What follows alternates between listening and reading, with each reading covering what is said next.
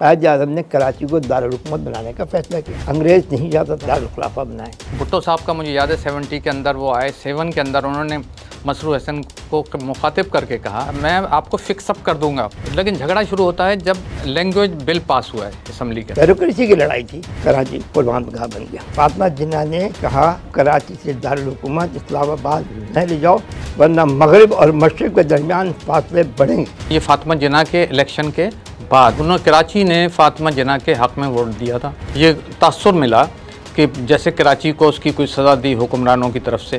तबाही की दास्तान अगर देखें तो आप तो शुरू हुई 1964 के बाद से। अब यहाँ पहली मरतबा पठान महाजिर फसाद बड़े पैमाने पे हुए और उससे एक अफरा तफरी का माहौल बना और जिसने बहुत सारी नफरतों को जन्म दिया। अल्ताफ़ साहब से भी कई बार मैंने कहा कि आप पठानों के ख़िलाफ़ हम चला रहे हैं, तो कराची में जो भी तरक्की और जो कंक्रीट का शहर नज़र आ रहा है इसमें पठान की मेहनत और पसीना ज़रूर शामिल है। लसानियत और फ़िरकावारियत का ये मामला शुरू करने में ज़ियाउल हक साहब का क्या किरदार है? MRD की तहरीक में उसने महसूस किया ज़ियाउल हक ने कि उसकी गिरफ्त कमज़ोर है, लिहाजा उसने इसीलिए पहले गैर जमाती इंतखाबात का तजर्बा किया। उससे पहले कराची को फ़िरकावारियत में तकसीम किया गया। सिंध लैंग्वेज का बिल हुआ, सिंधी लैंग्वेज का।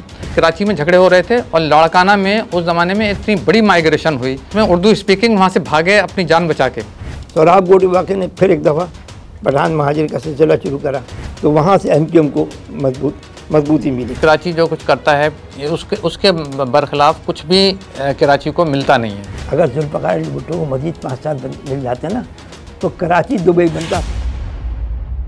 वैसे तो पूरे पाकिस्तान के हालात ही अच्छे नहीं, मगर आज हम बात करेंगे पाकिस्तान को चलाने वाले कराची की कि इसको किसने तबाह किया और इसका ज़िम्मेदार कौन है।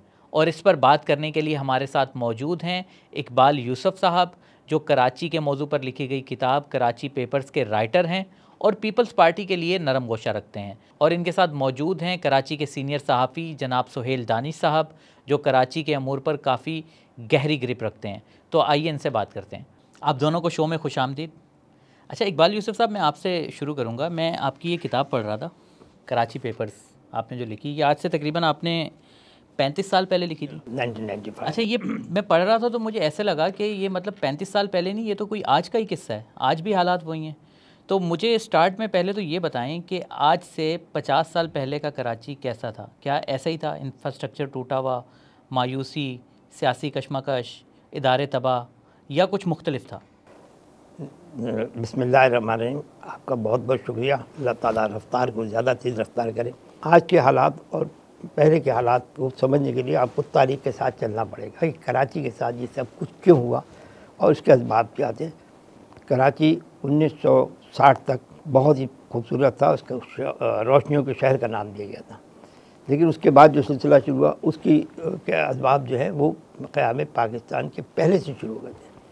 इसलिए कि जिस वक्त अल्लामा इकबाल ने खुतबा अलवाद में कराची की अहमियत का जिक्र किया तो आप देखें वो आज से 100 साल पहले अल्लामा क्या सोच रहे थे। उन्होंने कहा, उसका सिंध की अलहदगी का मुकदमा लड़ते हुए, कि कराची का ख़ास ख्याल रख लिया जाए कि ये मुस्तक़बिल में वस्त एशिया और अरब के दरमियान एक बहुत बड़ा राब्ता होगा और इसकी तजारती और सनत की अहमियत की वजह से उस वक्त इतनी सनतें नहीं लगी थी यहाँ पे, तो उन्होंने उसका उस वक्त कर दिया कि कराची। उसी बुनियाद पर कायद आज़म ने कराची को दारुल हुकूमत बनाने का फ़ैसला किया।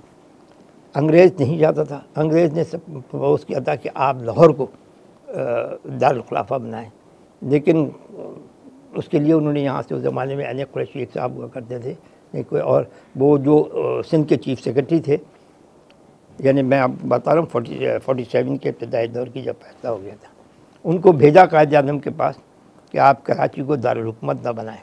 और उसका जवाब ये पेश करता था अंग्रेज़ कि हमने गुज़िश्ता 50 साल में कराची को डेवलप किया है और आइंदा 50 साल का हमारे पास प्रोग्राम है।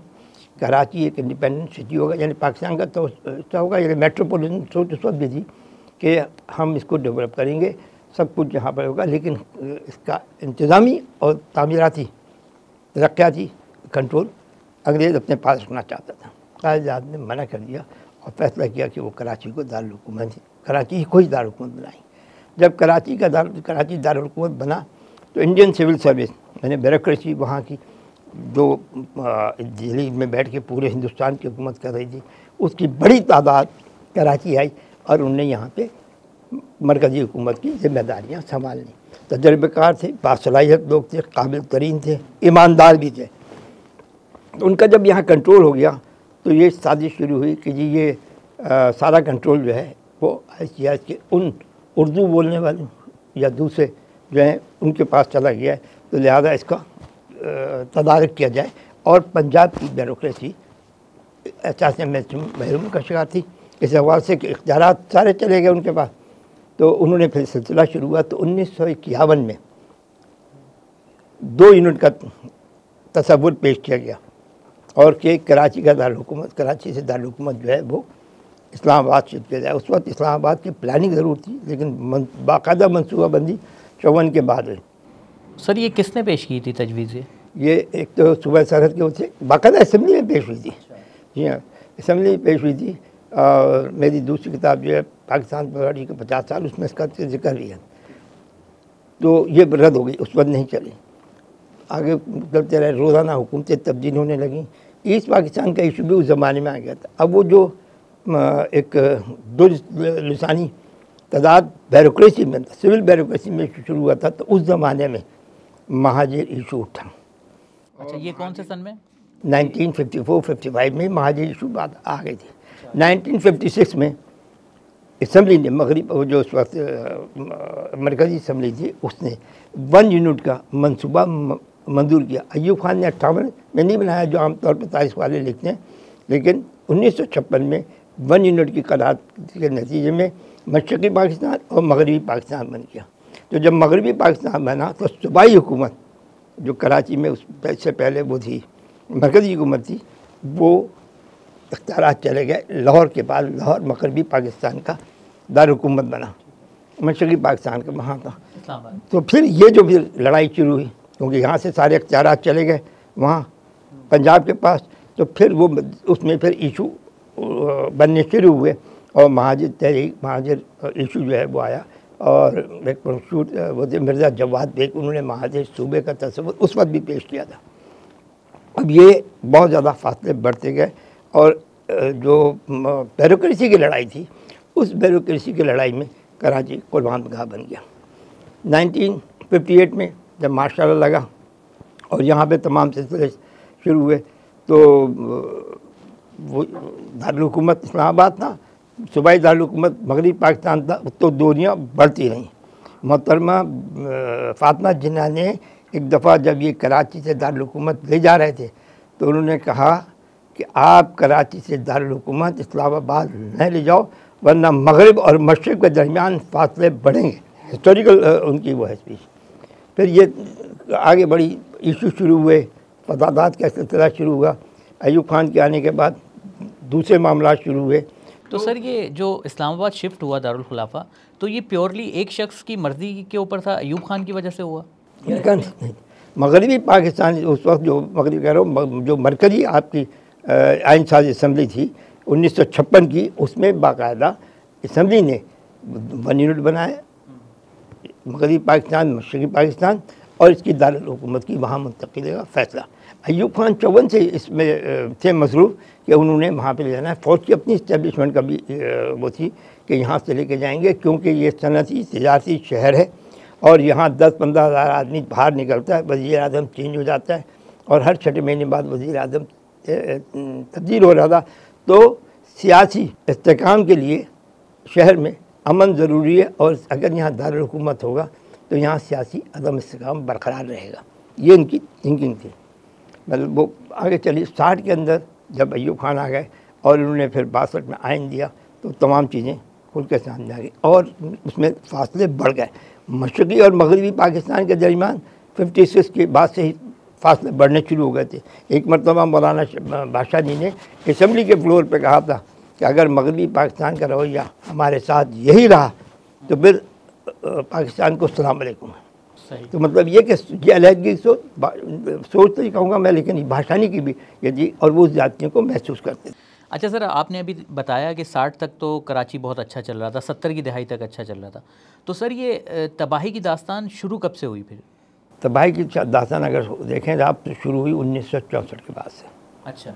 1964 में जब यहाँ पहली मरतबा पठान महाजिर फसाद बड़े पैमाने पे हुए और उससे एक अफरा तफरी का माहौल बना और जिसने बहुत सारी नफरतों को जन्म दिया। अच्छा, 1964 में कौन कौन सी सियासी जमातें यहाँ पे एक्टिव थी? यहाँ पे मुस्लिम लीग, मुस्लिम काउंसिल, मुस्लिम कन्वेंशन लीग, जमात इस्लामी और जमीयत उलमाए पाकिस्तान नॉट इस्लाम, और क्योंकि वो तो नूरानी साहब की बाद में 70 में आई है, तो ये 3-4 बड़ी जमातें थी। ANP वगैरह का वजूद नहीं, नेशनल अवामी पार्टी का वजूद था लेकिन यहाँ पे कोई असर रसूख नहीं था।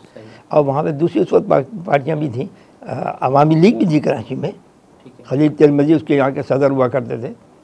तो अवामी लीग का भी था, क्योंकि हुसैन शेख सरवरदी जब वज़ीर आज़म 6 महीने के जब बने थे, 6-7 महीने रहे, तो उन्होंने कराची के अंदर अपने अवामी लीग की जड़ें बनाने की कोशिश की थी। और भी छोटी मोटी जमातें थीं, मज़हबी उनसर उसमें शामिल नहीं था। अब जब 64 के बाद फसादात हुए और एक नया सिलसिला शुरू हुआ, तो इस ज़माने उसके बाद 65 की जंग आ गई।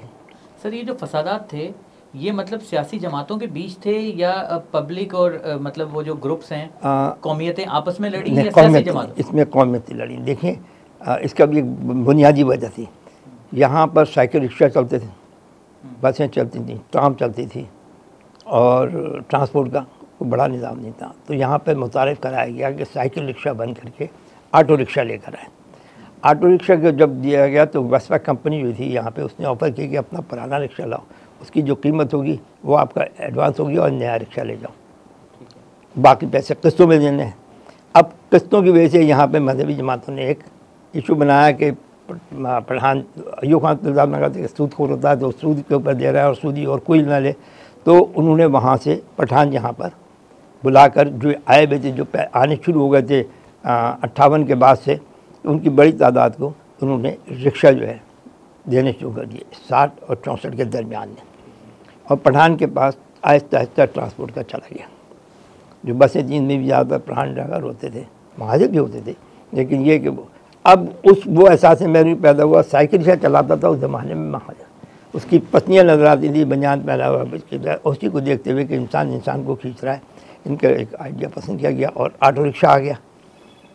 तो उस ऑटो रिक्शा के हवाले से दो पैदा हुआ कि महाजिर जो है वो उसको बेरोज़गार किया जा रहा है। तो जब 64 के बाद इंतखाबा के नतीजे में अयूब खान कामयाब हुए, जैसे भी हुए, तो उनका जो एक जुलूस था कामयाबी का, जश्न फतह का, वो लियाकताबाद से गुजरा। वहाँ मुस्लिम लीग के दफा भी थे और भी जमातों के दफातर थे और लोग भी थे। तो वहाँ से वहाँ एक हादसा हुआ और वो हादसा फैला और फैल के ये हुआ कि रातों रात जितने फायरिंग हुई थी। फायरिंग हुई, लोग मरे भी थे। यहाँ मरे भी थे, मुस्लिम लीग के रजीज भी थे, उनका इंतकाल हुआ उसी में। तो ये रातों रात जो है वो पठान महाजिर फसाद हो गया। महाजिर इलाकों में पठान नहीं जा सकता था और पठान इलाकों के अंदर महाजिर, यानी कि इसको हम पहला फसाद पहला लसानी। उससे पहला तो एक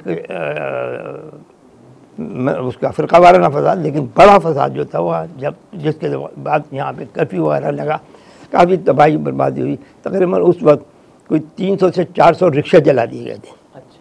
अच्छा सुहेल भाई, आपकी तरफ आता हूँ। मुझे ये बताइएगा कि महाजर जो है कराची में हिजरत कर आए, मगर जब यहाँ पर हालात बेहतर हो गए, सेट हो गए, उसके बाद हमने देखा कि एक वेव चली, पाकिस्तान से लोग हिजरत कर रोज़गार के लिए कराची आने लगे। ये सिलसिला कब से शुरू हुआ कि मतलब लोग जो हैं कराची काफ़ी बड़ी तादाद में, चाहे वो पठान हो, पंजाबी हो या अंदरूनी सिंध से हो, उन्होंने कराची की तरफ रुख करना कब से शुरू किया? ये 60s की बात है जैसे बता रहे हैं इकबाल साहब। तो ये 60s से लोग आने शुरू हुए यहाँ पर, क्योंकि कराची बड़ा शहर था और इसमें एवेन्यूज़ थे, अपॉर्चुनिटीज़ थी लोगों के लिए, जैसे रिक्शा का बताया। तो उसमें उस जुलूस में जिसका जिक्र इकबाल साहब कर रहे हैं, उसकी क़यादत ये अजीब बात थी कि गौहर अयूब कर रहे थे, अयूब खान के साहबजादे थे। और फिर बिल्कुल तय हो गया कि जनाब, और ये फातिमा जिन्ना के इलेक्शन के बाद, रिज़ल्ट के बाद, उसमें हारने के बाद उन्होंने, कराची ने फातिमा जिन्ना के हक़ में वोट दिया था और उनको ये तासुर मिला कि जैसे कराची को उसकी कोई सज़ा दी हुक्मरानों की तरफ से।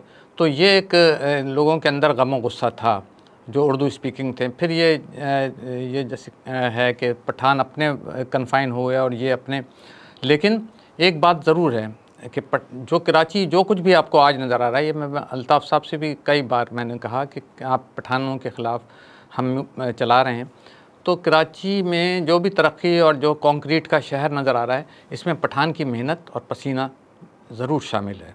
इसको आप ना भूलें। उन्होंने बड़ी मेहनती लोग हैं, हम लोगों से बहुत ज़्यादा मेहनती लोग हैं, और इन जितने काम हैं आज तक आप देख रहे हैं, तो उसमें ये लोग सबसे ज़्यादा काम करते हैं बिल्डिंग्स बनाने में और ये वो। तो एक तो ये, लेकिन वो आहिस्ता आहिस्ता हुआ क्या कि इस वक्त सूरत हाल ये है कि आप देखें वहाँ पर से काम शुरू हो रहा है, जहाँ से इकबाल साहब बता रहे हैं कि ट्रांसपोर्ट फिर कैप्चर करते चले गए, पठान कैप्चर करते चला गया। और ठीक है, उनकी कॉम्पिटेंसी थी या उनका एक शोबा था और उस पर ज़्यादा मेहनत थी, जो भी। अच्छा, फिर क्या हुआ कि बाद चीज़ें माफियाज़ में तब्दील हुई, और ये 70s की बात है। 70s में जब असल झगड़ा शुरू हुआ, पहला तो ये बताया जो 64-65 में जो रिफ्ट पैदा हुई पठानों में और महाजरों में, ये लसानी था, और इसके बाद फिर चीज़ें ठीक हो गई। अच्छा, अजीब इत्तेफाक है, देखें कि पठानों की जहाँ तक ताल्लुक़ है, लसानी अब एक तरफ हम बात करते हैं, ये हुआ, लेकिन हमारी ख़वातीन, ये भी मैं कहा करता था इन लोगों को, MQM के लीडरों को, कि यार हमारी जो ख़वातीन हैं वो पठान के रिक्शा में बैठने में ज़्यादा महफूज अपने आप को महसूस करती हैं। ये एक छोटी सी बात है, लेकिन एक साइकोलॉजिकल बात है कि पठान एक का नेचर या उसकी आप वो नहीं कर सकते, एक बात। दूसरी, जब 70 के अंदर जब भुट्टो साहब बरसर-ए-इक़्तिदार आए, तो उस वक़्त उससे पहले अच्छा दो किस्म की वो चल रही थी, जो लसानी अंदाज़ की जो चल रही थी। एक को लीड कर रहे थे नवाब मुज़फ़्फ़र हुसैन, ये 60s, अब मिड 60s से ने, और 67 वग़ैरह में फिर। अच्छा, और ये जो रिफ्ट थी, फिर वो तब्दील हुई सिंधी और महाजिर के अंदर, और उन्होंने नवाब मुज़फ़्फ़र ने क्या किया कि उन्होंने बना लिया कि सिंधी, पठान और पंजाबी मुहाज़ बनाया हैदराबाद में। अच्छा, हैदराबाद की सियासत बिल्कुल डिफरेंट थी, कराची की सियासत ज़रा डिफरेंट थी, क्योंकि यहाँ पर प्रॉब्लम कोटे का प्रॉब्लम दोनों तरफ था। कोटा तो बाद में आया, लेकिन ये चीज़ें लोगों को एहसास महरूमी का था, और उस पर वो कहते थे। तो उसका मैं आपको एक किस्सा सुनाता हूँ कि एक वहाँ पर कमिश्नर होते थे मसरूर एहसन साहब, हैदराबाद के। अच्छा, उनका एहसन जी, तो वो जो थे बड़े ICS ऑफिसर थे, ब्यूरोक्रेट थे, और उन्होंने उनके लिए ये मशहूर था कि ये बड़े महाजिर परस्त कह लें, आप कुछ भी कह लें, उर्दू स्पीकिंग थे वो, और वहाँ से हिंदुस्तान से हिजरत करके आए थे, आगरे के थे। उसके बाद उन्होंने क्या किया कि उन्होंने एक वाक़या हुआ सिंध यूनिवर्सिटी में। असल में सिंध यूनिवर्सिटी बनी जामशोरों में जिस जगह सिंध यूनिवर्सिटी बनी, ये भी अजीब बात इत्तेफाक है कि अयूब खान के दौर में ये तामीर हुई, और ये जगह जिस पे सिंध यूनिवर्सिटी और लियाकत मेडिकल कॉलेज और मेहरान इंजीनियरिंग यूनिवर्सिटी है, ये सारा का सारा ये पीर अली मोहम्मद राशिदी वगैरह की ज़मीन थी ये। हाँ, तो वहाँ पर वो ख़रीदी गई और वहाँ यूनिवर्सिटी बनी। अच्छा, वहाँ वो एक गढ़ था जो समझ लें कि GM सैयद के जो चाहने वाले थे, वो उसमें वहाँ पर उनका होल्ड था, यूनियंस में इधर उधर, GS सिंध जिसको कह सकते हैं आप। तो पहली बात तो ये हुई कि जब जो असल जो झगड़ा शुरू हुआ मेरे ख़्याल में, वो एक तो उसमें आप अंदाज़ा लगाएं कि मसरूर एहसन साहब ने जब इस तरह का एक्शन किया, और 67 में एक दफ़ा ये GS सिंध के लड़के जो थे ये शहर में जा रहे थे बसों में सवार होकर, वहाँ थोड़ा प्रोटेस्ट करने के लिए, तो इन्होंने वहाँ पर रोका उनको जामशोरों के पुल के दोनों तरफ, और वहाँ पर थोड़ी पिटाई वटाई हुई, जिसकी याद वो आज तक बनाते हैं GS सिंध वाले। हाँ, तो वो मसरूर हसन जो थे वो बिल्कुल नहीं इनके भाते थे इनको, और ये मशहूर हो गया। तो भुट्टो साहब का मुझे याद है 70 के अंदर वो आए, 7 के अंदर उन्होंने मसरूर हसन को मुखातिब करके कहा कि इकबाल साहब, उन्होंने ये कहा कि मैं आपको फिक्सअप कर दूँगा। हाँ, आगे शायद आपको याद हो, तो फिक्सअप का लफ्ज़ इस्तेमाल किया। उसके बाद वो बात ख़त्म हो गई 70, लेकिन झगड़ा शुरू होता है जब लैंग्वेज बिल पास हुआ है असम्बली के अंदर। हाँ, मैं उसी के ऊपर आऊँगा, सवाल भी है मेरा। अच्छा, ये बताएं कि फिर उनका क्या हुआ, एहसन साहब का क्या हुआ, वो कहाँ हैं अब? नहीं, फिर उनका क्या हुआ कि जब भुट्टो साहब बरसर-ए-इक़्तिदार आए, 1300 की लिस्ट पहली बनी। ये ख़ुद एक पीपल्स पार्टी के एक बड़े सरकर्दा बंदे ने मुझे बताया कि जब बनी तो उसमें सबसे ऊपर नाम जो था, जिसने भी बनाई होगी लिस्ट, उसको याद होगा कि लिस्ट किस चीज़ की थी ये? लोगों को फारिग करने की एक 1300 बंदों को फारिग कर दिया जाएगा नौकरी से, कल से आप नौकरी पे ना आएँ, आपकी सारी सहूलतें सब। वो जो ब्यूरोक्रेसी थी वो पहले फेज के अंदर उस बड़े हाँ, जो ब्यूरोक्रेसी जो वो पसंदीदा लोग थे, वो नापसंदीदा लोग थे, उनकी बन गई जनाब ये, उनके ऊपर मुख्तलिफ चार्जेस लगाए गए। तो उसमें जो सबसे ऊपर नाम था वो मसरूर हसन का लिखा हुआ था। तो लोगों ने बताया कि भुट्टो साहब ने जैसे ही वो लिस्ट देखी तो इसलिए तो उन्होंने सबसे पहले वो नाम काटा बड़े मोटे कलम से, लाल पेन उसके ऊपर चलाया। उन्होंने कहा कि ये तो सबसे कॉम्पिटेंट ऑफिसर है इसको। अच्छा। और फिर आप अंदाज़ा लगाएं कि मसरूर हसन 4 साल तक पंजाब के चीफ सेक्रेटरी रहे मुस्तफ़ा खर के दौर में। तो अच्छा। पंजाब का चीफ सेक्रेटरी का मतलब बहुत बड़ी चीज़ समझ लें। तो इसलिए ये लगता है कि भुट्टो साहब के जहन के अंदर कॉम्पिटेंसी और वो मेरिट और वो चीज़ें थीं, वो मतलब मुतासिब नहीं थे। और बहुत से करीब लोग जैसे वो बताते हैं, ये आपका महराज मोहम्मद ख़ान इंतहाई करीब थे भुट्टो साहब। कहते थे कि मेरे 2 जो हैं वो हैं जानशीन हैं, एक महराज मोहम्मद ख़ान और एक मुस्तफ़ा खर। हाँ, अच्छा, 5 स्टार होटलों में भुट्टो साहब का एक छोटा सा किस्सा सुनाएं लोगों की दिलचस्पी के लिए। 5 स्टार होटलों में पहले आप जूता पहन के, जैसे सिंध क्लब में आप नहीं जा सकते ना कि चप्पल पहन के या शलवार कुर्ता पहन के, इस तरह का वहाँ पर प्रोटोकॉल था 5 स्टार होटल में। इंटरकॉन्टिनेंटल की बात है, जब बनी थी। तो महराज मोहम्मद ख़ान कहने लगे कि एक दफ़ा भुट्टो साहब आए जब वो चीफ़ मार्शल एडमिनिस्ट्रेटर और सदर बन गए थे। तो वो उस दिन वो उनका अजीब वो शलवार कुर्ता पहने हुए थे और उन्होंने स्टेप वाली चप्पलें पहनी हुई थी, वो भी खुली हुई थी और गिरेबान में भी उनका एक बटन ऊपर का खुला हुआ था। वो दाखिल हुआ और वो कहने लगे, मेरे करीब आया मुस्तफ़ा खर, वो महराज मोहम्मद ख़ान कहते हैं, तो और मुझसे कहा कि महराज आज देखना, आज मुझे कोई रोकता है यहाँ पर, मैं इस पाबंदी को भी ख़त्म करवाता हूँ। तो मतलब भुट्टो स्टाइल, अवामी स्टाइल, कराची के जलसे से फारिग हो गए वहाँ जाए है ना। हाँ, तो ये एक अवामी स्टाइल था उनका। अच्छा इकबाल साहब, मैं आपकी तरफ आता हूँ। सर ये बताएं कि जब भुट्टो दौर में ये लैंग्वेज बिल पास हुआ और फिर ये कोटा सिस्टम आया, तो उसके बाद जो है वो एक नई हमने लसानी वेव देखी। ठीक है, जंग अखबार ने, मुझे याद पड़ता है कि सुर्खी भी लगाई थी कि उर्दू का जनाजा है, ज़रा धूम से निकले। तो उसके बाद ऐसा मतलब क्या हुआ कि एक नई फ़िज़ा क्यों आ गई, मतलब लसानी फसादात क्यों शुरू हो गए? इसके अंदर थोड़ा सा माजी को याद करें कि महाजिर इशू जो है वो 56 में शुरू हो गया था। ठीक है, मिर्ज़ा जवाद देखने कराची सूबा जब यहाँ से जब गया तो कराची की को बाख्तियार बनाने के लिए, कराची के मफादात के लिए उन्होंने एक सिलसिला और महाजिर सूबे का इशू जो है वो शुरू हो गया। मतलब महाजिर के हवाले से कराची को, और कराची हैदराबाद होते, लेकिन कराची ज़्यादा इम्पोर्टेंट था। तो हम अगर देखें तारीख करना तो महाजिर फैक्टर वहाँ से शुरू हो गया था। अब आइए लसानी बिल पर। बदकिस्मती ये है, आज तक मैं चैलेंज करता हूँ कि इन लोगों ने लसानी बिल पढ़ा ही नहीं था, जिन्होंने वहाँ असम्बली में मुखालफत करी और क्या हुआ। देखिए उसका प्रेम्बल पढ़ें, उसमें क्या था, भुट्टो साहब की ये सोच थी, जैसे उन्होंने मसूर जज आपका वो चीफ सेक्रेटरी का हवाला दिया।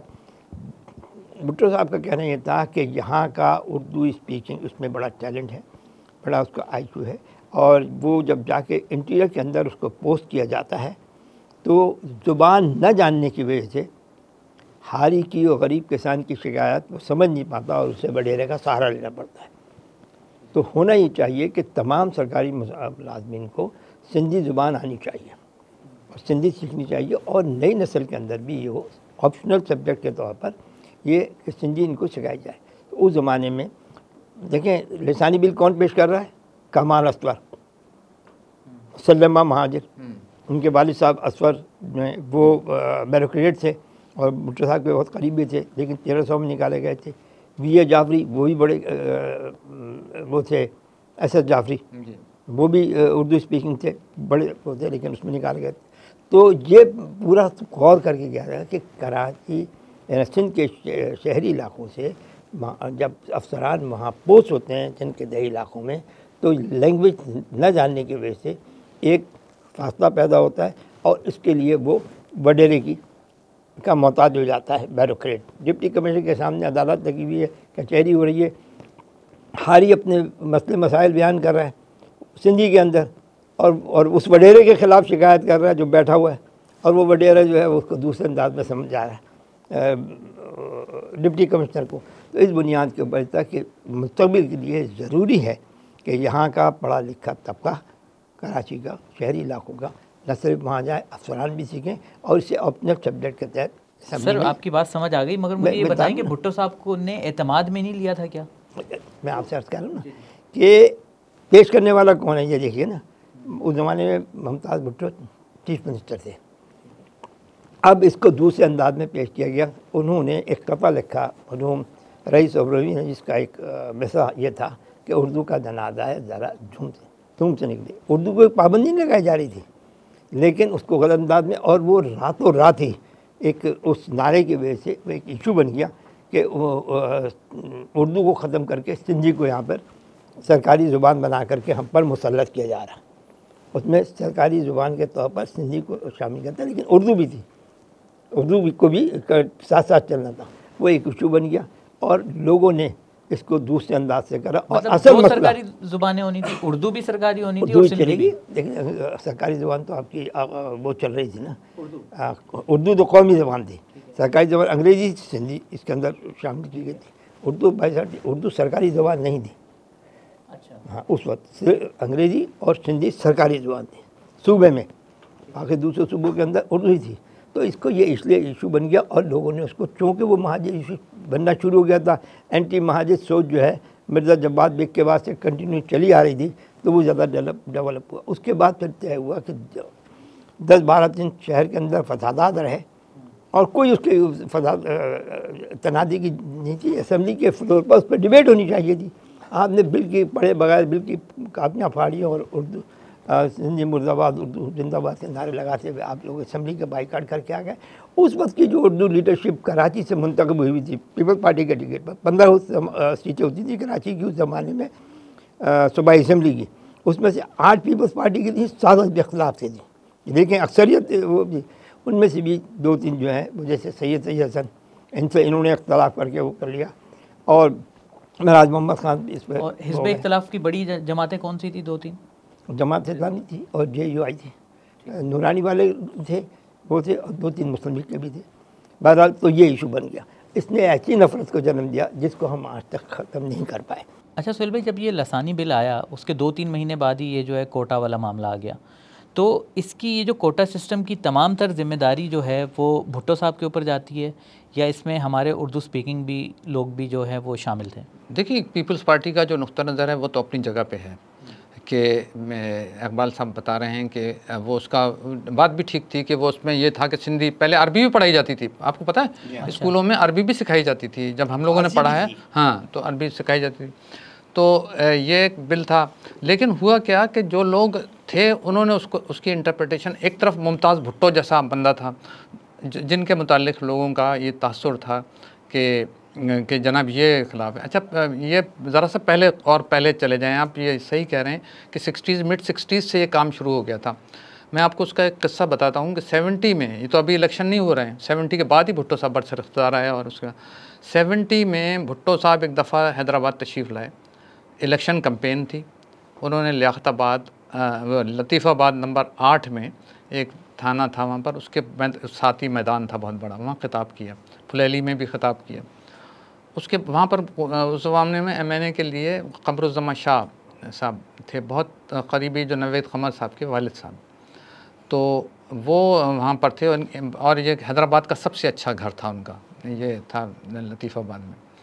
तो जनाब भुट्टो साहब ने जब तकरीर वगैरह कर ली और भुट्टो साहब वहाँ गए कमरुज़्ज़मा शाह साहब के घर पे, तो उन्होंने कहा कमरुज़्ज़मा से, तो उससे अंदाज़ा ये होता है कि ये काम बहुत, देखे ना, भुट्टो साहब ने कहा कि मैंने यहाँ पर इन लोगों की आंखों में झांक लिया है, ये शाह साहब आपको वोट नहीं देंगे कभी भी, इसलिए आप लड़ रहे हैं, लड़ें, आप हिम्मत करें, मैंने तो अगर मैं 1 हफ़्ते भी यहाँ रुकूँ तो ये वोट आपको नहीं देंगे, ये मैंने अंदाज़ा कर लिया है। वो रिस्पांस, वो ज़ाहिर है भुट्टो बहुत ज़ीरक आदमी थे, और वो जहाँ पर भी जाते थे तकरीरों में तो वो पहले से पता कर लेते थे कि ये इस इलाके का मसला क्या है, क्या है, उस पर ज़्यादा बात करते थे। अच्छा, तो ये चीज़ें थी। अच्छा, फिर इसको जो मामलात को मिस हैंडल किया गया और बहुत सारे लोग, लेकिन 2 बातें इसमें आप ये समझ लें कि इसमें मैं समझता हूँ कि 2 बातें थीं। एक तो चीज़ ये थी कि वो जो था ये रिफ्ट पहले से मौजूद थी, और जब ये सिंध लैंग्वेज का बिल हुआ, सिंधी लैंग्वेज का, तो आपको याद उस झगड़ा में कराची में झगड़े हो रहे थे, और लाड़काना में उस ज़माने में इतनी बड़ी माइग्रेशन हुई, शायद इकबाल हम इसकी तस्दीक करेंगे, उसमें उर्दू स्पीकिंग वहाँ से भागे अपनी जान बचा के। वो कराची आए जी, कराची आए, जैसे पनाह गज़ी नहीं होते, वो इस तरह से वो यहाँ इस तरफ भागे। हाँ, नहीं तो वो जो कराची में फसादात हो रहे थे उसका रिएक्शन आया वहाँ पे, जाहिर है वो हाँ, मतलब इतनी रिफ्ट हो गई थी आपस में कि जनाब वो अच्छा, फिर उसके बाद ये मामला चलता रहा, ये एक तासुर बन गया कि पीपल्स पार्टी सिंधियों की जमात है, जबकि पीपल्स पार्टी को कराची से बहुत वोट मिले थे उस 70 के इलेक्शन में, और बहुत सारी सीटें इकबाल साहब कितनी जीती? 8 तो कौमी असम्बली की जीती थी, 2 हमने सूबाई की जीती। दो उस ज़माने में 7 असम्बली होती थी, कौमी असम्बली की 7 सीटें थीं और सूबाई असम्बली की 15 सीटें थी। 15 में से 8 हमारे पास थी, नेशनल में 2 हमारे पास। और फिर ये हुआ कि वो भुट्टो साहब ने यहाँ पर बड़े बड़े जुलूस निकाले, जो मुझे याद है कि वो उनको लोगों ने बड़ा वेलकम कहा, क्योंकि भुट्टो साहब की असल पॉपुलैरिटी तो उस वक्त भुट्टो साहब का पावर बेस सिंध नहीं था, भुट्टो साहब का पावर बेस पंजाब था।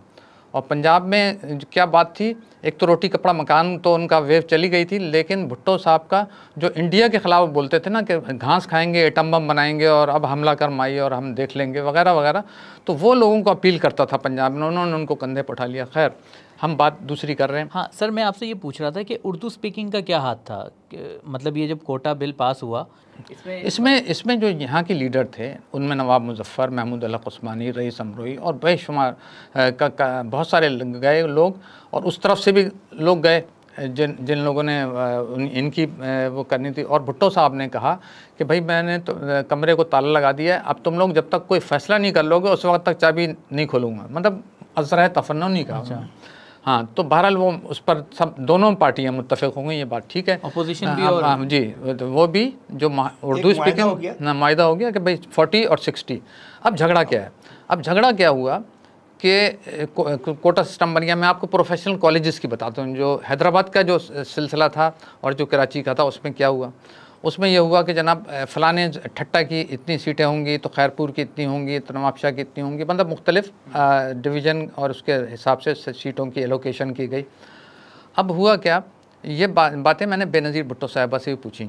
मैंने कहा कि वो ठीक था आपका बात, कि उन्होंने कहा कि देखें आप कराची में आपको जो आप कॉलेजेस के अंदर हमारे बच्चे जो पढ़ते हैं उर्दू स्पीकिंग जिनको आप कह लें, उस वक़्त के हालात में 70s में, अब तो खैर हर जगह पे आ गए हैं वो, तो उन्होंने कहा कि वो उनको ज़्यादा फैसिलिटीज़ हैं लेबॉर्ट्रीज़ की, उनके पास अच्छी फैकल्टीज़ हैं कॉलेजेस के अंदर, और वो सिंध के अंदर इंटीरियर सिंध में नहीं है। तो अगर उनको ये थोड़ा सा लीवरेज दिया गया 60-40 वाला, तो उस पर तो आप लोगों को नहीं एहतजाज करना चाहिए। तो उस पर मैंने ये कहा कि बिल्कुल वो जो ठट्टा का बंदा एक्चुअल ठट्टा में रह रहा है और ठट्टा के किसी मज़ाफ़ाती कॉलेज में या स्कूल में पढ़ रहा है, उसको जो सहूलतें हासिल हैं, ज़ाहिर है हमें उससे ज़्यादा हासिल हैं कराची या हैदराबाद में, तो लेकिन वो होना ये चाहिए कि उसके पास, लेकिन वो असल झगड़ा ये था कि कराची में रहता है, कराची ग्रामर में पढ़ता है, डोमिसाइल वो ठट्टा का ला रहा है। हुआ ये कि जो लियाकत मेडिकल कॉलेज और इंजीनियरिंग कॉलेज और जितने और थे, क्योंकि बहुत थोड़े थे एक ज़माने में 70s में, तो बहुत थोड़े थे। भुट्टो साहब ने SMC डॉ मेडिकल कॉलेज और लियाकत मेडिकल कॉलेज 2 कॉलेज होते थे, और इनमें 150 सीटें एक में, दूसरे में 150 सीटें, 300 सीटें होती थी टोटल। तो ये कंपटीशन होता था, और हर एक जो ब्रिलियंट लड़के होते थे उनका सबका ख्वाहिश होती थी कि जनाब इसमें चले जाएँ।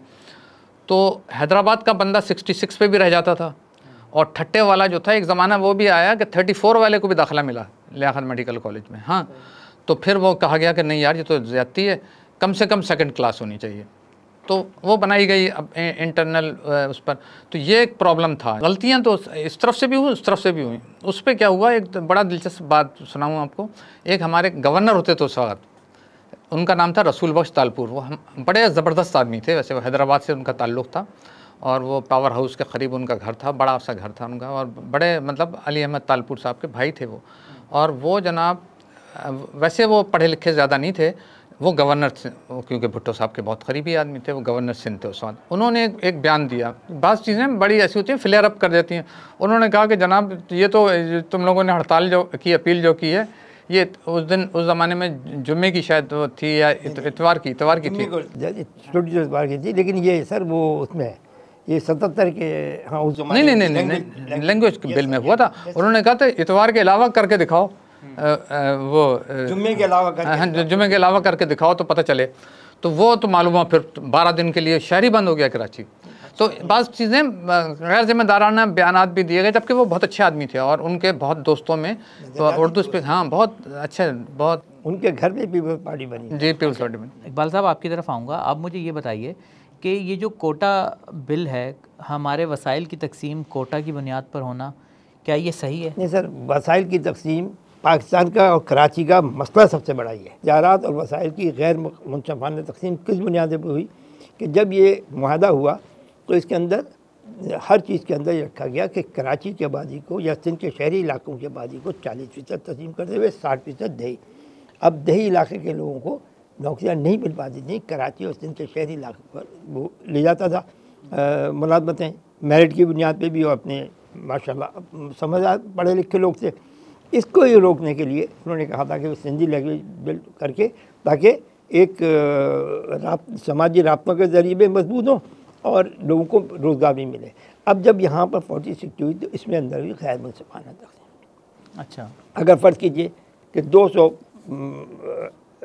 पुलिस वाले भर्ती करने हैं तो कराची के बनते थे उस ज़माने में 120 बनते हैं, वहाँ से 160 ले आते थे कराची के मसाइल के हवाले से। तो ये जो सिलसिला शुरू हुआ उस पर ये तमाम सिलसिला आगे बढ़ा। अब इसके अंदर सबसे बड़ी जो तशवीशनाक बात थी वो ये थी कि इससे सिंधी महाजिर नफ़रत में इजाफ़ा हुआ। और जैसा कि सुल्तान साहब ने कहा कि महाजिर ये समझता था कि सिंधी जो है वो हम पर हावी हो रहा है, और सिंधी ये कहता कि जी मक्खर तलिया जो भी हैं इनको कह करके वो दूर करने की कोशिश करता था। और चूँकि मशरक़ी पाकिस्तान का ढाका फॉल हुआ था और ढाका फॉल के नतीजे में बड़ी तादाद के अंदर वहाँ से महाजिर आ रहे थे, जिनको यहाँ औरंगी टाउन में जुल्फ़िकार अली भुट्टो ने पूरा औरंगी टाउन जुल्फ़िकार अली भुट्टो के दौर में बड़ा, जिनको हम जो बिहारी वहाँ से आ रहे थे जिनको हम बिहारी कहते हैं, उन एक बड़ी तादाद वहाँ से आ रही थी।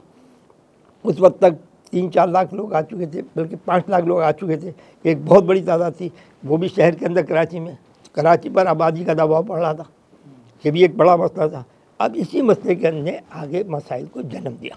अच्छा सोहेल भाई, मिड 80s में कराची में ट्रैफिक हादसों में हर साल तकरीबन 130-150 लोग एवरेज मरते थे, मगर एक हादसा होता है फिर 85 में बुशरा जैदी, ठीक है, ट्रैफिक हादसे में जो है उनका इंतकाल हो जाता है। तो इसके बाद शहर में ऐसा क्या होता है कि 200 लोग एक हादसे की वजह से मार दिए जाते हैं?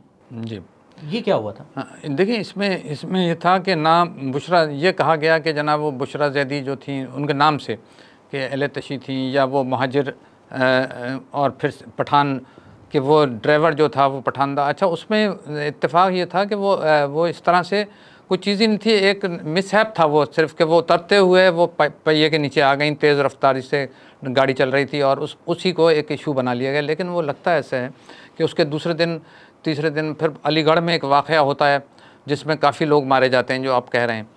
तो वो झगड़ा वहाँ से शुरू हो गया और ये बिटवीन कहाँ शुरू हुआ, उर्दू स्पीकिंग और पठान पश्तो।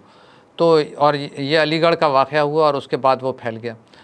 तो ये क्योंकि अल्ताफ़ हुसैन साहब MQM पहले से थी, वो APMSO से वो कन्वर्ट होके MQM बने थी और फिर वो उसमें नश्तर पार्क में उनका जलसा हुआ और वो जनाब तो वो मजबूत होते गए और वो उसका नाम क्या, वो चैलेंज हो गया। उस वक्त एक टर्माइल सा हुआ बिटवीन पठान एंड महाजिर, और अलीगढ़ का वाक़या हुआ तो उसमें बहुत ज़्यादा लोग मारे भी गए और बहुत ज़्यादा घरों को आग लगा दी गई। दूसरे दिन हम लोग वहाँ गए, वहाँ पर अलीगढ़ में, तो ये इसमें औरंगी टाउन के ऊपर पहाड़ी के इलाका था वहाँ पर। तो उनसे हमने पता किया कि यार ये हुआ क्या है, कैसे हुआ। तो मालूम हुआ कि वो एक ही तरह के लोग थे और जनाब वो कहा गया कि पठानों ने महाजरों पे हमला कर दिया ये, और फिर वो चीज़ वो आगे बढ़ती चली गई। जबकि ज़्यादा नुकसान किसका हुआ था इसमें, किस कम्युनिटी का ज़्यादा हुआ था? नहीं, उस वक्त जो था वो तो जो उर्दू स्पीकिंग लोग थे, जो लोग मुतासरीन थे, उस अलीगढ़ वाले के वाक़े की बात है, उसमें ज़्यादातर मुतासरीन महाजिर उर्दू स्पीकिंग थे। हाँ, फिर उसका जो रिबाउंड हुआ कि जनाब वो इतना अनसेफ हो गए पठान कि वो बेचारे रिक्शा चलाते हुए भी वो घबराते थे कि इस इलाके में जाएंगे तो हमें पकड़ लिया जाएगा। और ये वही वाली बात है कि फिर वो पठान और इनका ये काफ़ी देर तक चलता रहा ये झगड़ा आपस में। इससे किसी ने सियासी फ़ायदा भी उठाया, किसी जमात को सियासी फ़ायदा हुआ? इसमें सियासी जमात का तो फ़ायदा ये फेनोमेना ये बताया जाता है कि जनरल ज़िया ने ये समझा था, जो MQM की प्रमोशन की बात है, वो ये समझते थे शायद कि कराची जो है वो कलीदी किरदार अदा करता है किसी हुकूमत के सर्वाइवल के लिए, और उसके ख़िलाफ़ तहरीकों में ये सबसे हरावल दस्ता साबित होता है। तो कराची को डिवाइड करने के लिए कराची में कोई ऐसी क़ुव्वत खड़ी की जाए जो ये भी एक थ्योरी है, मतलब थीसिस है कि जनाब डिवाइड एंड रूल वाली थ्योरी। तो उन्होंने MQM को प्रमोट किया, क्योंकि अल्ताफ़ हुसैन साहब ने APMSO जब बनाई थी तो वो ज़ाहिर है कोई कराची यूनिवर्सिटी के अंदर उस वक्त हालात ये थे कि पख्तूनों ने अपने अलग स्टूडेंट फेडरेशन बनाई हुई थी, पंजाबियों ने अलग बनाई हुई थी, जमीयत सबसे ज़्यादा होल्ड थी जमीयत का, और इनको कमरा नहीं मिलता था हॉस्टल का, और जनाब ये मार पिटाई, इनकी बहुत पिटाई भी हुई अल्ताफ़ हुसैन साहब की। हाँ, तो फिर वो अज़ीम तारिक उनके शुरू के साथियों में से थे। उसके बाद फिर ये जब MQM बनी तो ये गली कूचों में कराची के दाखिल हो गई, और फिर एक अल्ताफ़। चले MQM पर तो आते हैं। अच्छा इकबाल साहब, मैं आपकी तरफ आऊँगा, मुझे ये बताएं कि शहर में लसानियत और फ़िरकावारियत का ये मामला शुरू करने में ज़ियाउल हक साहब का क्या किरदार है? देखिए, पाकिस्तान में जिस वक्त MRD की तहरीक चली और जमहूरी क़ुव्वतें मिलने लगी, सियासतदानों का तमाम तर इख्तिलाफ़ात के बावजूद इनका इत्तेहाद बना, और MRD की तहरीक में उसने महसूस किया ज़ियाउल हक ने कि उसकी गिरफ्त कमज़ोर हो रही है, लिहाजा उसने इसीलिए पहले गैर जमाती इंतखाबात का तजर्बा किया। उससे पहले कराची को फ़िरकावारियत में तकसीम किया गया। जो तहरीक निफ़ाज़ जाफ़रिया जो आई थी उसके हवाले से, जो ज़कात के हवाले से उन्होंने तकरीबन 2 दिन वहाँ इस्लामाबाद जैसे शहर में धरना दिया था, जिस पर ज़कात का कानून तब्दील हुआ। तो उसके बाद उसने महसूस कर लिया कि जी ये एक जमहूरियत की लहर आ रही है और इसका हल निकालना है। 1986 में जब मोहतरमा बेनज़ीर भुट्टो 3 मई को लाहौर में उतरी तो लोगों ने देख लिया कितना बड़ा था, 10 अप्रैल को, और जब वो कराची उतरी 3 मई को तो भी नज़र आ गया कि इस शहर के अंदर क्या, अब इस शहर को तक़सीम करना। उससे पहले 3 मई से पहले कराची के अंदर MQM इतनी मौसर क़ुव्वत नहीं थी। 3 मई के जुलूस को देखकर और ये पूरा देखकर उन्होंने कहा कि जी अब एक नया, उसके बाद MQM पर हाथ रखा गया। बिल्कुल इस्टेब्लिशमेंट के अंदर ने पूरा उनको जोर दिया, और 14 अगस्त की MRD की तहरीक का बहुत बड़ा वाक़, यानी पीपल्स पार्टी की मकबूलियत को कम करने के लिए, नॉट ओनली पीपल्स पार्टी, सारी मतलब सियासी क़ुव्वतों को तक़सीम करने के लिए, क्योंकि उसको नज़र आ रहा था कि जमहूरियत की तरफ जा रहे हैं, मुझे कुछ करना पड़ेगा। 85 के अंदर वो गैर जमाती इंतखाबात करा के तस्लीम करके देख चुका था कि कराची का रिज़ल्ट पूरे पाकिस्तान का है, लेकिन वो गैर जमाती इंतखाबात बदतरीन थे। यानी मैं कहता हूँ कि बदतरीन करप्शन का आगाज़ उस गैर जमाती इंतखाबात के नतीजे में हुआ। अब जब यहाँ पर 14 अगस्त को MRD का सबसे बड़ा जलसा होना था, लाहौर में भी और कराची में भी, मोहतरमा बेनज़ीर भुट्टो ने उसको लीड करना था। नवाबजादा रसूख़ान ने लाहौर से कराची शिफ्ट कर दिया था। 8 अगस्त 1987 को नस्तर पार्क में जलसा होता है, और 6 अगस्त को मोहतरमा बेनज़ीर भुट्टो की और अल्ताफ़ हुसैन की पहली मुलाकात होती है। अजमल ज़ेलवी तारिक मतलब कोऑर्डिनेटर थे, डॉक्टर तारिक अज़ीम और डॉक्टर अज़ीम तारिक, क्या नाम था, अज़ीम तारिक और अल्ताफ़ हुसैन और इमरान फ़ारूक, ये 70 क्लिफ्टन आए और बात हुई कि कराची के हवाले से हम 14 अगस्त के हवाले से बीबी के घर पे हुई थी, 70 क्लिफ्टन पे हुई थी। मैं उसमें मौजूद था, शफी मोहम्मद ही मौजूद थे और भी दूसरे लोग थे। तो ये हुआ कि एक जो है नफ़रत की जो सियासत है उसे कम करने के लिए आगे आगाज़ किया जाए, और उसके बाद 14 अगस्त का जलसा होना था। अब देखें 14 अगस्त के जलसे को उन्होंने क्रश किया। 8 अगस्त को इनका बहुत भरपूर जलसा हुआ जिसमें के वीडियोज मौजूद हैं। क्लाशम को बाजार स्टेज के ऊपर क्लाशम को बाकायदा इस्लाह की भी नुमाइश हुई। अब ये सिलसिला ये जब हुआ तो आप देखें कि 14 अगस्त को सिंध कराची के शहरी इलाकों में तो हंगामे होते हैं, लेकिन पूरा देही इलाका मलीद, लांडी, इब्राहिम महदी, लियारी, मारका लियारी में होना था, लेकिन लियारी और सुकूना शहरों में वो फसादात हुए। तो ये वहाँ से MQM को थोड़ी सी मकबूलियत मिली। उसके बाद फ़ौरन बाद जो है वो एक वाक़या हुआ अलीगढ़, और उसका एक वाक़या पहले चुका था, सोहराब बोर्ड का वाक़या हुआ। सोहराब बोर्ड के वाक़े ने फिर एक दफ़ा पठान महाजिर का सिलसिला शुरू करा। तो इनके लोग कहते हैं कि पठानों से हमला कराया गया और महाजिर कहते थे, तो वहाँ से MQM को मजबूती मिली। अच्छा इकबाल साहब, जितना मैं आपकी बात को समझा हूँ कि इस्टेब्लिशमेंट को ये फ़िरका वारियत और लसानी फसादात सूट कर रहे थे उसमें। बिल्कुल सर, क्योंकि सर देखिए अंग्रेज़ की बनाई हुई ब्यूरोक्रेसी थी जिसने 47 से लेके 60 तक एक रोल प्ले किया। उसके बाद 60 से लेके 70 तक military bureaucracy plus civil bureaucracy ने रोल प्ले किया। मिलिट्री ब्यूरोक्रेसी हमेशा बालादस्त रही है। 60 तक इतनी ज़्यादा मौसर नहीं थी मिलिट्री ब्यूरोक्रेसी। 60 के बाद अय्यूब खान के आने के बाद मिलिट्री ब्यूरोक्रेसी जो है वो हावी हुई, और फिर उसके बाद से मुस्तकिल मिलिट्री ब्यूरोक्रेसी की बालादस्ती रही सियासी क़ुव्वतों के ऊपर।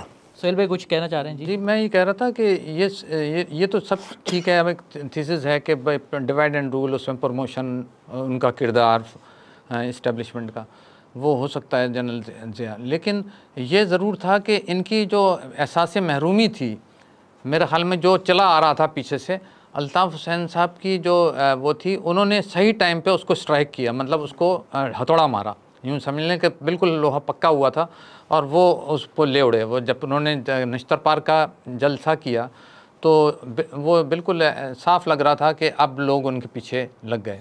फिर वो सोहराब गोट का हुआ, हैदराबाद में बहुत बड़ा जलसा हुआ और हैदराबाद से वापसी पर उनको गिरफ़्तार कर लिया। तो उस वक्त तो ये लगा कि जनाब वहाँ से फिर वो उनकी राइज़ उनको मिलती चली गई, और फिर वो ये हुआ कि हाँ, फिर वो इसमें कोई शक नहीं कि 80 और 90 तक, 90 के इलेक्शंस में, 93 के इलेक्शंस में वो मतलब पॉपुलर आदमी थे। और हाँ, अच्छा इकबाल साहब, मुझे ये बताएं कि 1987 में जब बल्दियाती इंतखाबात हुए तो MQM ने जो है मेजॉरिटी हासिल की और फ़ारूक सत्तार साहब मेयर बन गए कराची के। तो उस दौर में काम हुए कराची में, कोई पॉजिटिव चेंज आया? फ़ारूक सत्तार की परफॉर्मेंस कैसी थी? जी, उससे पहले अगर आप देखें कि 79 के जो पहले बल्दियाती इंतखाबात हुए उसमें कराची से पीपल्स पार्टी ने 50% नसीब से जीती थी, यानी जमात इस्लामी, और बिल्कुल वो था। और मेयर जो है वो एक वोट की बुनियाद के ऊपर जीते थे, अब्दुल सत्तार अगवानी। पीपल्स पार्टी की तरफ से अब्दुल खालिक अल्लाहवाला को मेयर के लिए और डिप्टी मेयर के लिए उमर यूसुफ डीडा को। सत्तार अगवानी का ताल्लुक भी लियारी से था और उमर यूसुफ डीडा का ताल्लुक भी उस इलाके से था।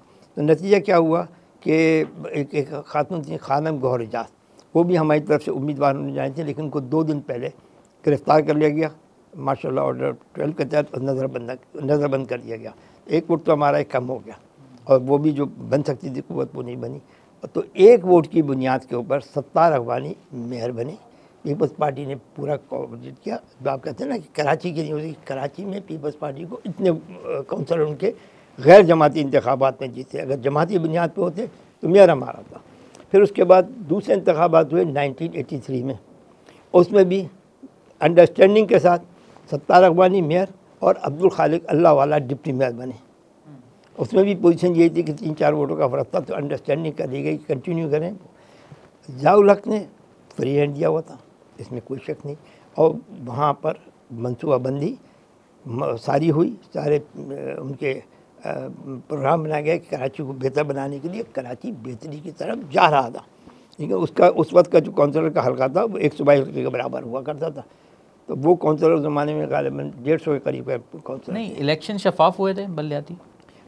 देखिए 87 उनकी, मैंने कहा ना कि जब रूलिंग पार्टी का इलेक्शन कराती है, जो भी ब्यूरोक्रेसी जो इलेक्शन कराती है ख़ासतौर पर बल्दियाती सामने, उसमें इलाके के हवाले से देखा जाता है कि मकबूलियत कौन सी है, किस कम्युनिटी का, और कम्युनिटी वाइज बन जाते हैं। हर इलाके के अंदर एक होता है, तो वहाँ से सीटें निकल आती हैं, और उसके अंदर ज़्यादा बड़ी धांधली करने की ज़रूरत नहीं होती, लेकिन जिनको जितवाना होता है उसको इस्टेब्लिशमेंट फिर भी सपोर्ट करती है। और 87 में भी तो परफॉर्मेंस कैसी थी जब मेयर बन गए फ़ारूक सत्तार? तो उनकी परफॉर्मेंस का बताइए। 83 के बाद जब 87 में बल्दियाती इंतखाबात होते हैं तो MQM को एक मकबूलियत हासिल हो चुकी थी और वो चाहते भी थे कि कराची की का इंतज़ाम जो है वो कराची की तंजीमों को दिया जाए।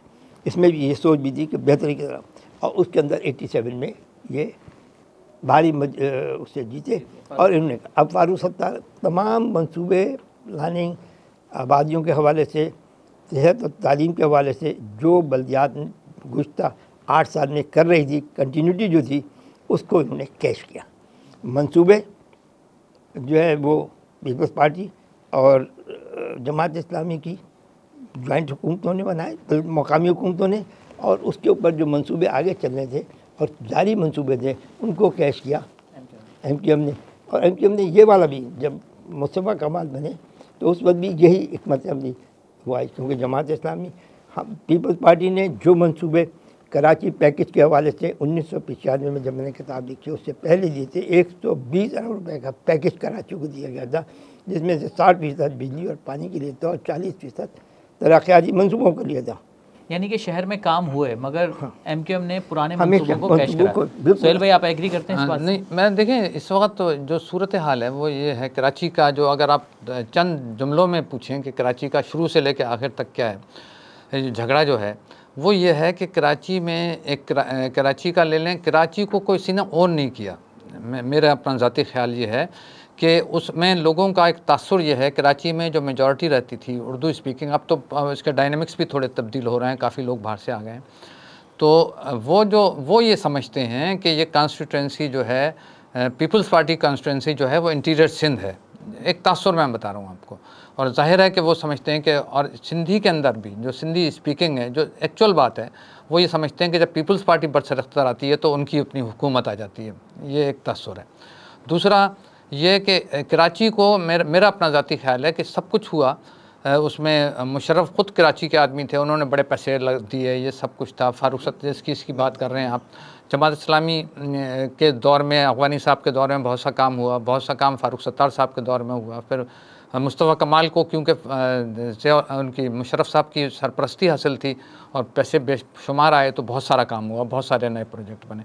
लेकिन उसके बावजूद भी कराची जो कुछ देता है और कराची जो कुछ करता है, उसके बरखिलाफ़ कुछ भी कराची को मिलता नहीं है। एक तो ये। दूसरा, कराची की सड़कें देख लें, कराची मतलब लोग पीपल्स पार्टी पिछले 13 साल से बरसर इक़्तिदार है, लेकिन लोग शाकी हैं कि कराची का जो हुलिया है वो ना भी यहाँ का ट्रांसपोर्ट का कोई मसला हल हो रहा है।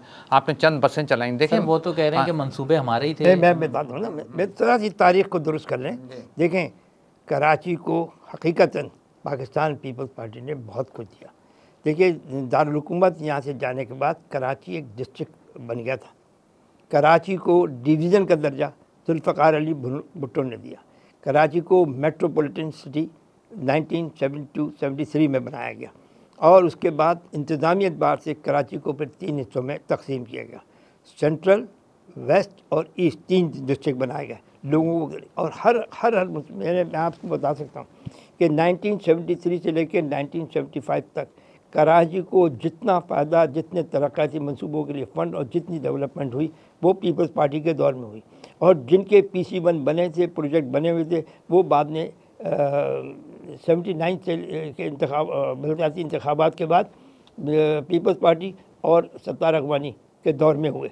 इकबाल साहब देखें, इंतज़ामी अमूर की तकसीम एक अलग मामला है ना, वो तो भुट्टो साहब ने किया मानते हैं, मगर देखें जो अमली तौर पर हमें ग्राउंड पे नज़र आता है, अब अगर आप कराची की हालत देखते हैं, इसके अंदर भी इसमें तो मतलब क्या हमें यहाँ होना चाहिए था जो इस वक्त है? पाकिस्तान पीपल्स पार्टी अपनी खिदमात की सही तौर पर मार्केटिंग नहीं कर सकी, और यही वजह है कि बहुत सारे मंसूबे ऐसे हैं कि जो इस वक्त जारी मंसूबे हैं और जो पाइपलाइन में वो इसी दौरे। सर, वोट क्या मार्केटिंग पे मिलते हैं? करप्शन का उनका इतना ज़्यादा हो गया कि बद अच्छा बदनाम बुरा। पीपल्स पार्टी को बदनाम इतना कर दिया गया कि उनके अच्छे काम भी तो सर क्या पीपल्स पार्टी करप्ट नहीं है? करप्शन मैंने पहले ही कह रहा हूँ कि करप्शन का उनसर जो शामिल हुआ, दुकानें खुल गई, नौकरियों की फरोख्त, ये तमाम हर प्रोजेक्ट के अंदर कमीशन और तमाम ये जो मुख्तलिफ, जैसे हम कह सकते हैं आजकल सिंध का सिस्टम चल रहा है, सिस्टम एक लफ्ज़ आता है। मैं समझता हूँ कि इस सिस्टम के अंदर बेशुमार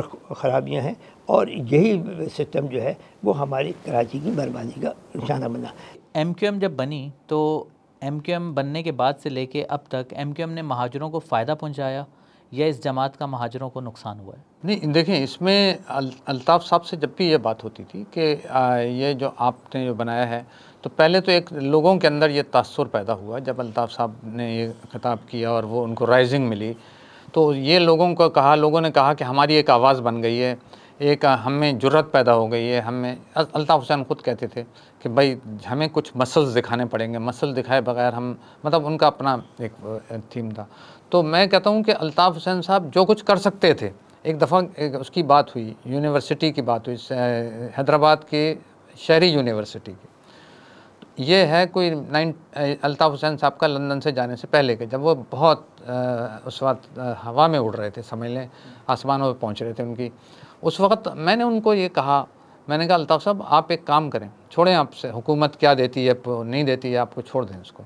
आप सिर्फ़ एक किसी भी चौराहे पे जाके खड़े हो जाएं सुबह और जाके लोगों से कहें कि मुझे यूनिवर्सिटी के लिए पैसे चाहिए। मतलब इनकी ये शोहरत, ये एक इतनी मकबूलियत भी रही, तो शाम मगरिब से पहले आपके पास यूनिवर्सिटी के लिए फ़ंड जमा हो जाएगा। मैं एक वक्त था, देखें सेल्फ़ हेल्प की बुनियाद पे एक लतीफ़ इब्राहिम जमाल साहब थे जिन्होंने कराची यूनिवर्सिटी में केमिस्ट्री डिपार्टमेंट बनाया, पूरी बिल्डिंग वगैरह उन्होंने एक वो दिया। उन्होंने कहा कि कराची में अगर 20 टाउन हैं उस वक्त, अब तो वो दुनिया में नहीं रहे, उन्होंने एक ब्लू प्रिंट मुझे बताया, मैंने उनसे 3-4 दफ़ा मिला, उनसे जैसे होता है ना, तो उन्होंने कहा कि कराची के हर उसके अंदर एक मॉडर्न किस्म का हॉस्पिटल, 200 बेड का छोटा हॉस्पिटल वो बनाया जाए और एक बड़ा स्कूल बनाया जाए जो पहली जमात से 12वीं जमात तक हो। देखिए ना कराची के मसाइल कैसे हैं। तो वो उन्होंने कहा कि अगर हर टाउन के अंदर ये बनाया जाए और उसको सेल्फ़ हेल्प की बुनियाद पे अच्छी शोहरत के लोग बोर्ड ऑफ डायरेक्टर्स बने, उसमें हुकूमत जो कुछ अपना इनपुट डाल सकती है। इशरतुल अब्बास साहब उस वक्त गवर्नर थे, ये बात उन्होंने की। तो ये बात हमने अल्ताफ़ साहब से भी की कि इस तरह का अगर आप कोई वो बनाएं तो हुकूमत से आप लोग इतनी, हर हुकूमत में शामिल हैं आप, हुकूमत आपके बिल्कुल जो कहते हैं वो हो सकता है। तो ये तो आप कर सकते हैं आसानी से कराची में तो सेल्फ़ हेल्प की बुनियाद पे आप कमेटियां बना सकते हैं, क्यों होल्ड था उनका गली कूचों में, ठीक है। तो उन्होंने कहा कि नहीं वो उस वक्त लंदन में थे, तो उन्होंने कहा कि इशरतुल अब्बास साहब से करें इस पर बात, ये अच्छा आइडिया अच्छा है। तो वो उधर किया लेकिन वो नहीं कर सके। अच्छा, उनका थीसिस ये था लतीफ़ इब्राहिम जमाल साहब का, वो कह रहे थे कि जो प्राइवेट स्कूल्स बन गए हैं इन्होंने इतनी फ़ीसें रखी हुई हैं। सर मेरा सवाल ये था कि MQM की वजह से महाजरों को फ़ायदा हुआ या नुकसान हुआ? नहीं, उसमें देखें MQM की वजह से MQM जो कुछ कर सकती थी MQM ने नहीं किया, एक तो ये बात। हाँ, MQM जो कुछ कर सकती थी, मैंने आपको बताया था, मैंने तो अल्ताफ़ साहब से ख़ुद कहा था, मैंने कहा था आप सुबह खड़े हो चौराहे पे और आप कहें कि यूनिवर्सिटी के लिए पैसे चाहिए, शाम तक आपको पैसे मिल जाएंगे। लोग दीवाना थे, लोगों ने, मतलब उससे ज़्यादा हो नहीं सकता सर, था। कोटा सिस्टम से अगर MQM को तकलीफ़ है, ठीक है, तो ये लोग हुकूमतों में रहे हैं, वफाकी हुकूमत का भी हिस्सा रहे, 2 बार जो है सिंध हुकूमत का भी हिस्सा सर, यही तो रोना है, तो क्यों नहीं यही तो रोना है। पीपल्स पार्टी के साथ जो उनके पहले मुज़ाकरात हुए इंतखाबात जीतने के बाद 87 में 88 में, तो एक MQM और पीपल्स पार्टी के दौरान एक मुआहदा हुआ 59 पॉइंट्स का, जो इस किताब का हिस्सा है। उसमें शहरी इलाकों के हर मसले के ऊपर नुक्ता शामिल किया गया था, उसे मुआहदा कराची का नाम दिया गया। उसमें कोटा था, कोटा सिस्टम का खात्मा था, कोटा सिस्टम पर भी है। देखिए MQM अगर चाहती तो MQM 88 में बेनज़ीर भुट्टो खुद वहाँ तशरीफ़ ले गई 90 पे, नवाज़ शरीफ खुद 90 पे ले गए।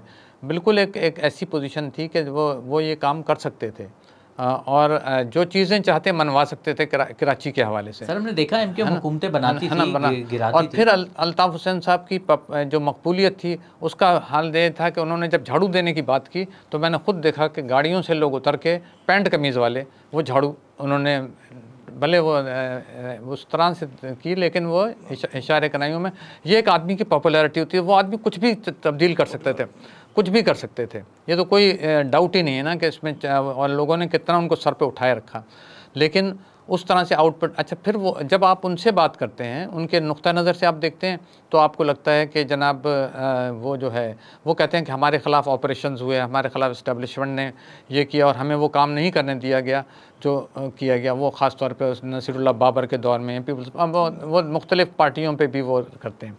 लेकिन बुनियादी बात यह है कि बुनियादी सवाल जो इस वक्त है कि अब कराची के लिए क्या, कराची वालों को परेशानी इस बात की है जो कम हो गई वो इस वजह से कि हकीम सईद जब गवर्नर बने तो इन्होंने बहुत सारी प्राइवेट यूनिवर्सिटियों को वो दिया, चार्टर दिया। चार्टर देने से ये हुआ कि अब लोग मेडिकल कॉलेजेस और यूनिवर्सिटियाँ बहुत सारी बन गई, तो उससे वो जो रिजेंटमेंट थी बहुत कम। भुट्टो साहब की जहाँ तक इकबाल साहब बात कर रहे थे ना कि भुट्टो साहब के दौर में एक तो यह है कि काम मैं तो ये बात बिल्कुल कहता हूँ कि भुट्टो साहब के दौर में अब्बासी शहीद के बाद कोई बड़ा हॉस्पिटल नहीं बना कराची में। हम अंदाज़ा लगाएं ना, कराची में तो हर यूनिट, जैसे मैंने उनका बताया कि उनका थीसिस जो था लतीफ़ इब्राहिम जमाल साहब का कि हर उसके अंदर टाउन के अंदर एक बड़ा हॉस्पिटल होना चाहिए 200 बेड का जिसमें सारी सहूलतें हों। सर सही, तो सर बात यही है ना कि इसमें तो फिर सभी कसूरवार हैं। इधर ये कह रहे हैं कि एमकेएम ने कुछ नहीं किया, इधर आप लोग इतने सालों से हुकूमत में, आप लोगों ने खुद आप भी कहा कि कोई यूनिवर्सिटी नहीं बनी, कोई बड़ा अस्पताल नहीं बना। तो सर प्राइवेट सेक्टर के अंदर जाने के बाद गवर्नमेंट के लिए थोड़ी सी प्रॉब्लम हो जाती हैं। नहीं सर, प्राइवेट सेक्टर क्या, आप लोगों ने जो है इमरान खान को कार्ड नहीं जारी करने दिए, सबको पूरे पाकिस्तान में उन्होंने कार्ड दिए। यूनिवर्सिटी किसने बनाई सर? पुरानी बातें हैं सर, उसे बने हुए सर वो कितने साल हो गए, कब तक भुट्टो का जिक्र करते रहे? शुरू में इसीलिए कहते हैं मैं तो 25 साल की बात कर रहा हूँ, वो तो भुट्टो साहब ने किया नहीं साहब। एनडी यूनिवर्सिटी वहाँ से शुरू हुई सर, उसके बाद क्या हुआ ये बताएं। दाऊद वो नहीं, हमने देखिए माली का काम होता है बीज लगाना, फिर उसके बाद सर आप लोगों ने फल आज सब खा रहे हैं। सर आपने फिर पौधे को पानी सही नहीं दिया। नहीं, अगर जुल्फ़िकार अली भुट्टो को मजीद 5 साल मिल जाते ना तो कराची दुबई बनता, दुबई न बनता, कराची दुबई बन जाता। जो उसकी मनसूबाबंदी कर रहे हैं आप लोगों को तकरीबन मेरा ख्याल है 15 साल आने के बाद 1979 सर आप ही की जमात है, भुट्टो साहब की जमात है। जो पहले बल्दियाती इंतखाबात मुकम्मल हो गए, ज़ियाउल-हक कराची में उनकी एक निजी महफिल के अंदर किसी ने खाना किया था, तो उनके ऊपर जो बहुत महदूद लोगों पे था, वहाँ पर उसने कहा, उन्होंने कहा साहब कराची की तरह, उन्होंने कहा अभी 10 साल बाद देखेंगे कराची के लिए, पहले मुझे इनको काउंटर करने दो। अच्छा सर, मेरा एक सवाल है कि कराची वाले माशाल्लाह मोहब्बत करने वाले लोग हैं, इन्होंने जो है मुख्तलिफ़ सियासी जमातों से मोहब्बत की, पहले जमात इस्लामी से मोहब्बत थी, फिर हमने देखा कि एक एमकेएम से वालाहाना मोहब्बत की कराची वालों ने, फिर अभी रिसेंटली देखा कि पीटीआई वालों से मोहब्बत की, पीपल्स पार्टी से ही मोहब्बत की। सर ये बताएं कि पीपल्स पार्टी से उस तरह की मोहब्बत नज़र नहीं आती, कराची वाले ऑन नहीं करते, ठीक है, उसके बावजूद शहर का जो मेयर है वो पीपल्स पार्टी से। बिल्कुल, पीपल्स पार्टी पर एक ठप्पा और लेबल लग गया कि ये सिंधियों की जमात है। अच्छा सोहेल भाई, देखिए हमने अपनी गुफ्तगू में जमात इस्लामी का भी जिक्र कर लिया, एमकेएम का किरदार, फिर पीपल्स पार्टी पर भी तनकीद की। मुझे ये बताएं कि पिछले 10 साल में पीटीआई जो है बहुत तेज़ी से यहाँ मकबूल हुई। लास्ट टाइम तो उसने जो है वो 14 सीटें भी ली, ठीक है, और अभी भी काफ़ी मकबूलियत है शहर में पीटीआई की। तो सर पीटीआई ने कितना हिस्सा मिलाया कराची की तबाही? देखिए क्या काम किए इसमें कोई शक नहीं कि पीटीआई में नौजवान बहुत ज़्यादा उसकी तरफ इंस्पायर भी हुए, अट्रैक्ट भी हुए।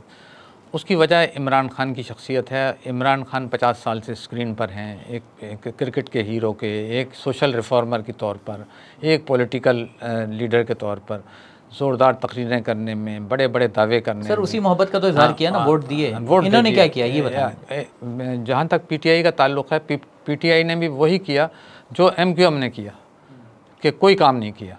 देखिए ना, पीटीआई को चाहिए था, पीटीआई इमरान खान को हमने कई दफ़ा कहा, इमरान खान से हमारा उस वक्त का ताल्लुक़ है जब वो क्रिकेट खेलते थे, हम लोग क्रिकेट को कवर करते थे। मैंने कहा भाई आप यहाँ के मसाइल कम से कम पानी का मसला हल करते हैं, ट्रांसपोर्ट का मसला हल करते हैं, ये जो आपकी ये लोकल ट्रेन जो चल रही है, सर्कुलर रेलवे, इसको चला दें। आप कुछ नहीं कर सकते, आप कराची में पुलिस का निज़ाम को ही लोकल पुलिस का निज़ाम कायम कर दें, कोई एक काम कर देते बड़ा काम। मुझे बड़ा अफसोस से कहना पड़ता है कि पुलिस का काम, पुलिस का निज़ाम और ये जो दूसरी चीज़ें की, ये तो पीटीआई कैसे करेगी? हुकूमत तो सिंध हुकूमत है, ये मामला तो मतलब वो आप सही कह रहे हैं, 18वीं तरमीम के बाद ये सारे मामले। लेकिन उन्होंने जो किरदार अदा करना चाहिए था वही वाली बात है। एमक्यूएम से जब पूछते हैं तो अल्ताफ़ हुसैन साहब कभी कहेंगे ना हमारा वज़ीर आला था, ना वज़ीर आज़म था, हम कैसे करते, तो हम पर इल्ज़ाम लगा रहे हो। ये देखें ना, अगर आप लोग ये कहते हैं कि इमरान खान ने नहीं किया, अगर पीपल्स पार्टी ये कहती है कि हमने नहीं किया, तो भाई किया किसने? पीपल्स पार्टी 13 साल से सिंध पर हुक्मरानी है, 18वीं तरमीम के बाद सारे इख्तियारात उनके पास हैं।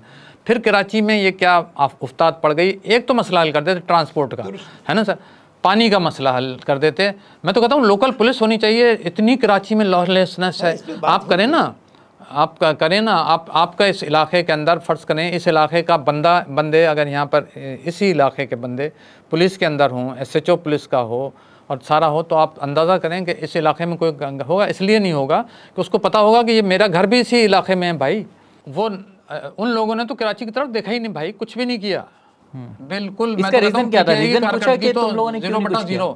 आपने उनसे रीज़न पूछा कि भाई क्यों कुछ नहीं किया तुमने, किसी ने रोका? अच्छा, वो भी ये बयान देंगे। अगर जब आप उनसे पूछेंगे ना, वो कहेंगे कि जनाब हम सारा अख्तियार तो सूबाई हुकूमत के पास था 18वीं तरमीम के बाद, हम क्या करते हैं। अच्छा सर, अब इस बहस को समेटते हैं। मुझे ये बताएं कि हमने मुख्तलिफ सियासी जमातों का जिक्र कर लिया, कुछ नाम भी आए। अब ये बताएं कि इस शहर की हालत बदलेगी कैसे? क्या ये अगले 20-25 साल भी ऐसा ही तबाहाल रहेगा या हमें बेहतर कराची देखने को मिलेगा? अगर मिलेगा तो कैसे सही होगा?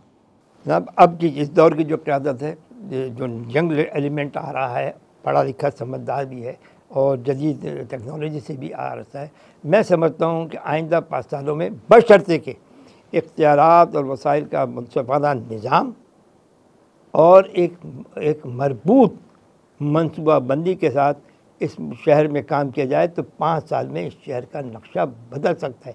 ठीक है सर, आपका पॉइंट आ गया। अच्छा सुहेल भाई, अब आप बताएं कि कराची के शहरियों को क्या करना होगा कि वो अपनी हालत बदलें? हम ये कर सकते हैं। मुझे तो ऐसा लगता है कि कराची के जो चीदा लोग हैं, जो जिनकी शोहरत और जिनकी काबिलियत है, बहुत सारे लोग हैं ऐसे, उन लोगों को कोई कंसोर्टियम बनाना चाहिए, कोई कम्युनिटी बुनियाद पे। जैसे देखे ना, कम्युनिटी बुनियाद पे आखानियों को देखा है आपने? ये तो बहुत बड़ी तादाद है ना कराची में, तो रहने वाले बहुत सारे लोग आते हैं। हमें अब गली मोहल्लों से कोई लोगों को खुद कुछ थोड़ा सा करना पड़ेगा, लेकिन उसके लिए मैनेज करने के लिए कोई ना कोई ऐसी क़यादत ज़रूर चाहिए होगी जिस पर लोग एतबार कर सकें और जो उसको मैनेज कर सकें। जो मौका MQM को मिला, जो मौका और लोगों को मिला, इनको इमरान खान को मिला। इमरान खान चाहते तो 3.5-4 साल मिले ना, 3.25 साल। उसमें बहुत ये इस तरह से कुछ तो मोबिलाइज़ करते लोगों को, कुछ तो मोटिवेट करते। इस तरह से नारे मारने से तो फ़ायदा कोई नहीं होता ना। इस तरह पीपल्स पार्टी कितने भी वादे कर ले, लेकिन आप देखेंगे ये कि एक दफ़ा जब 21वीं सदी शुरू हुई थी तो उस वक्त टाइम मैगज़ीन के एडिटोरियल का एक जुमला है, वो मैं बहुत दफ़ा कोट करता हूँ। उसने ये लिखा था कि लोग ये नहीं देखेंगे कि इस्लामी तालीमात क्या हैं, लोग ये देखेंगे कि इस्लाम का जो इस्लामी मुआशरे का असल समर क्या है। तो आप कहते हैं, तो मुझे तो बहुत ही मायूसी है। मैं तो समझ कहता हूँ कोई इस तरह का कोई नया स्ट्रक्चर बने, कोई नई चीज़ बने उसमें। तो हाँ, चले सर, आप दोनों का बहुत बहुत शुक्रिया, हमारे लिए वक्त निकाला। और बस बात सिर्फ इतनी सी है, यानी कि कराची तब तक बेहतर नहीं होगा जब तक नेक नियति नहीं होगी और सिस्टम में इस्लाहात नहीं और बाकी। बिल्कुल बात है। बहुत बहुत शुक्रिया सर, इंशाल्लाह दोबारा भी मुलाकात। Thank you.